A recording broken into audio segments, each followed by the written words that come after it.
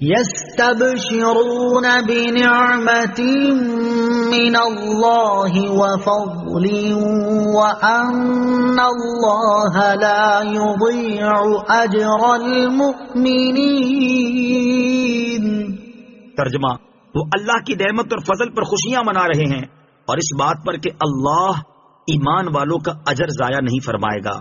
یستبشرون بنعمت من اللہ وفضل، وہ اللہ کی نعمت اور فضل پر خوشیاں منا رہے ہیں۔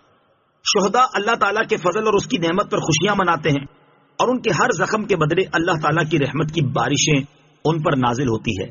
شہداء کے 6 فضائل۔ حضرت ابو ہریرہ رضی اللہ تعالیٰ عنہ سے روایت ہے، اور یہ بخاری شریف کی حدیث ہے، نبی اکرم صلی اللہ تعالیٰ علیہ وسلم نے ارشاد فرمایا، جس کسی کے راہ خدا میں زخم لگا وہ روز قیامت ویسا ہی آئے گا جیسا زخم لگنے کے وقت تھا، اس کے خون میں خوشبو مشک کی ہوگی اور رنگ خون کا۔ نمبر 2، ترمذی شریف کی حدیث ہے، حضرت ابو ہریرہ رضی اللہ تعالیٰ عنہ سے روایت ہے، سرکار دو عالم صلی اللہ تعالیٰ علیہ وسلم نے ارشاد فرمایا کہ شہید کو قتل سے تکلیف نہیں ہوتی مگر ایسی جیسی کسی کو ایک خراش لگے۔ نمبر 3، مسلم شریف کی حدیث ہے، حضرت عبداللہ ابن عمر رضی اللہ تعالیٰ عنہما سے روایت ہے، حضور اقدس صلی اللہ تعالیٰ علیہ وسلم نے فرمایا، شہید کے تمام گناہ معاف کر دیے جاتے ہیں سوائے قرض کے۔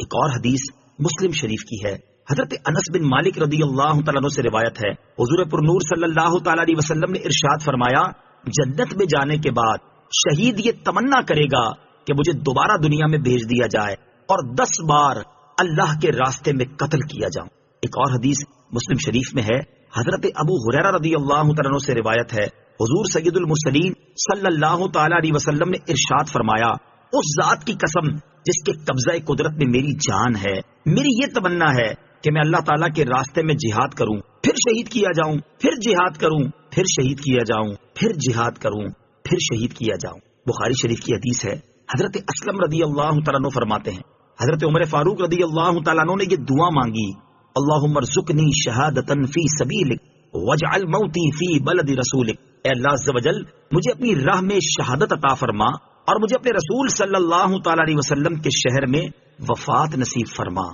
الذين استجابوا لله والرسول من بعد ما أصابهم القرح للذين أحسنوا منهم واتقوا أجر عظيم۔ ترجمہ، وہ لوگ جو اللہ اور رسول کے بلانے پر زخمی ہونے کے باوجود فوراً حاضر ہو گئے، ان نیک بندوں اور پرہیزگاروں کے لیے بڑا ثواب ہے۔ الذین استجابوا للہ والرسول، وہ لوگ جو اللہ اور رسول کے بلانے پر حاضر ہو گئے۔ شان نزول، جنگ احد سے فارغ ہونے کے بعد ابو سفیان اپنے ہمراہیوں کے ساتھ روحا نامی جگہ پہنچا تو انہیں افسوس ہوا کہ وہ واپس کیوں آ گئے، مسلمانوں کا بالکل خاتمہ ہی کیوں نہ کر دیا۔ یہ خیال کر کے انہوں نے پھر واپس ہونے کا ارادہ کیا تو تاجدار رسالت صلی اللہ تعالی علیہ وسلم نے ابو سفیان کے تعاقب کے لیے روانگی کا اعلان فرما دیا۔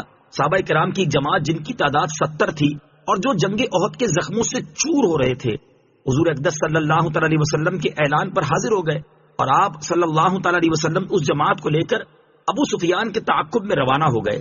جب حضور پر نور صلی اللہ تعالی علیہ وسلم حمراء الاسد نامی جگہ پر پہنچے جو مدینہ منورہ سے 8 میل کے فاصلے پر ہے تو وہاں معلوم ہوا کہ مشرکین خوف زدہ ہو کر بھاگ گئے ہیں۔ اس واقعے کے متعلق یہ آیت نازل ہوئی۔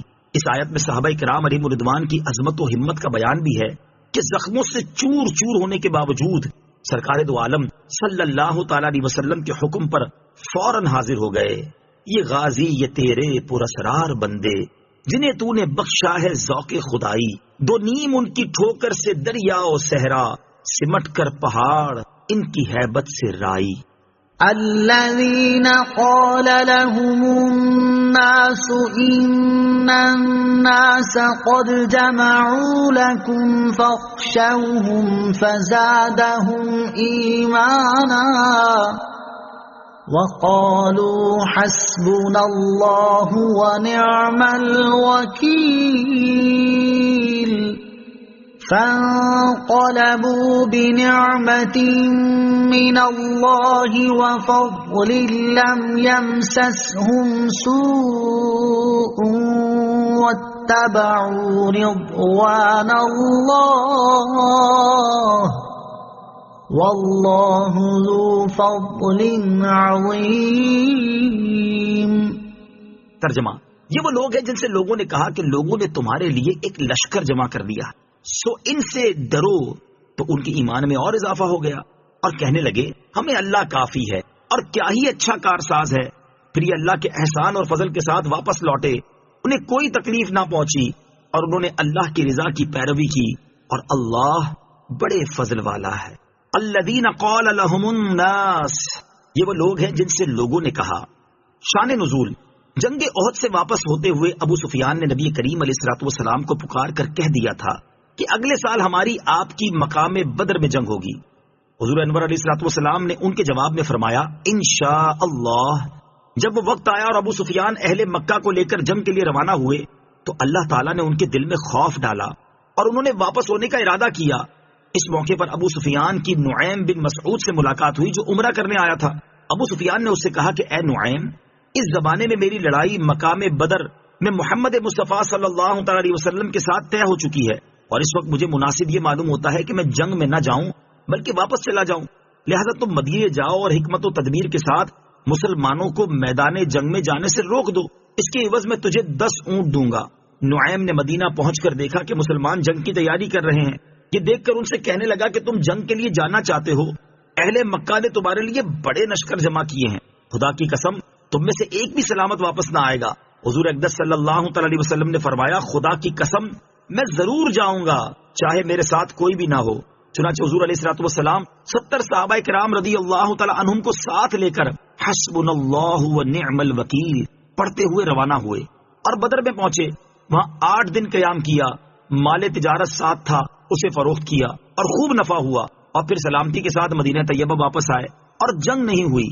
چونکہ ابو سفیان اور اہل مکہ خوفزدہ ہو کر مکہ مکرمہ کو واپس ہو گئے تھے، اس واقعے کے متعلق یہ آیت اور اس کے بعد والی آیت نازل ہوئی۔ اس واقعے کو بدر صغرا کا واقعہ کہتے ہیں۔ اس واقعے سے بھی صحابہ کرام کی عظمت واضح ہوتی ہے کہ جب انہیں کافروں کے بڑے بڑے لشکروں سے ڈرایا جا رہا ہے تو بجائے ڈرنے اور بزدلی دکھانے کے ان کی ہمت اور جواں مردی اور بڑھ جاتی ہے، ان کے ایمان میں اضافہ ہو جاتا ہے، ان کی زبانوں پر ایک ہی وظیفہ جاری ہوتا ہے کہ ہمیں اللہ عز و جل کافی ہے اور وہی سب سے اچھا کارساز ہے۔ کافر ہے تو شمشیر پہ کرتا ہے بھروسہ، کافر ہے تو شمشیر پہ کرتا ہے بھروسہ، مومن ہے تو بے تیغ بھی لڑتا ہے سپاہی۔